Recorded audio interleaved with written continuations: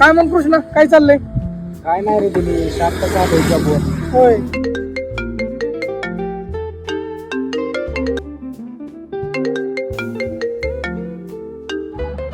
का रे कृष्णा सारखा कट करतोय फोन? कोणाचा फोन येतोय?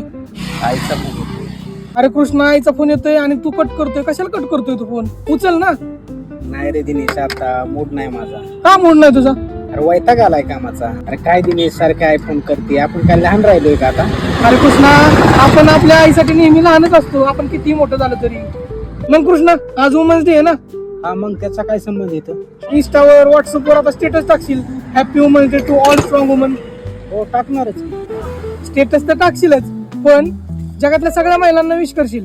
पण तुझ्यासाठी रात्री झोप न घेणाऱ्या, तुझ्या एका फोनसाठी दिवसभर वाट पाहणाऱ्या, म्हणजे त्या आईसाठी तुला वेळ नाही, फक्त 2 मिनिटं बोलवायला फोनवर, आणि तू सारखा कट करतोयस. अरे दिनेश, समजलं मला, बरोबर बोलतोय तू. अरे कृष्णा, ज्याला आई नाही ना त्याला विचार महत्व किती आईचं. अरे दिनेश, बरोबर बोलतोय तू. आताच लावतो आईला.